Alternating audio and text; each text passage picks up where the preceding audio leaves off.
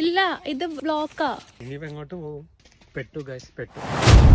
ബാലരമയിലെ മോട്ടുമൊയിലിന് ഓർമ്മയുണ്ടോ? നമ്മൾ വഴി കാണിച്ചു കൊടുക്കാറുള്ള മോട്ടുമൊയിൽ. ഈ മോട്ടുമൊയിലിന്റെ കഷ്ടപ്പാട് ശരിക്കും മനസ്സിലായത് കഴിഞ്ഞ ആഴ്ച കോൺമൈസിൽ കയറിയപ്പോഴായിരുന്നു. ബാലരമയുടെ പേജിൽ വഴി കണ്ടുപിടിച്ച് കൊടുക്കാനിരിക്കണം നമുക്ക് കിട്ടുന്നത് ഒരു ടോപ്പ് ലെവൽ വ്യൂ ആണ്. അപ്പൊ അതിൽ നിന്ന് വഴി കണ്ടുപിടിക്കാൻ എളുപ്പമാണ്. പക്ഷെ മോട്ടുമൊയിലിനുള്ളത് ഗ്രൗണ്ട് ലെവൽ വ്യൂ ആണ്. അത് വെച്ച് വഴി കണ്ടുപിടിക്കാൻ കുറച്ചധികം ബുദ്ധിമുട്ടാണ്. പുറത്തുനിന്ന് നോക്കുമ്പോൾ ഭയങ്കര സിമ്പിൾ ആയിട്ട് തോന്നിയായിരുന്നു. പക്ഷേ ഈ കോൺ ചെടികൾക്ക് നല്ല ഹൈറ്റ് ഉണ്ട്. നടക്കുന്ന വഴി നല്ല നാരോ ആണ്. എന്നാൽ കോൺ ചെടികൾ നല്ല തിക്കായിട്ടാണ് നട്ടിരിക്കുന്നത്. അപ്പോൾ ഒരു വഴിയുടെ അറ്റത്തെത്തുമ്പോൾ മാത്രമേ നമുക്ക് മനസ്സിലാവുള്ളൂ ആ വഴി അവിടെ എൻഡ് ചെയ്യുവാണോ, അതൊരു ഡെഡ് എൻഡ് ആണോ, പുറത്തേക്കുള്ള വഴിയാണോ, അതോ പുതിയൊരു വഴിയോടെ സ്റ്റാർട്ട് ചെയ്യുവാണോ എന്ന്.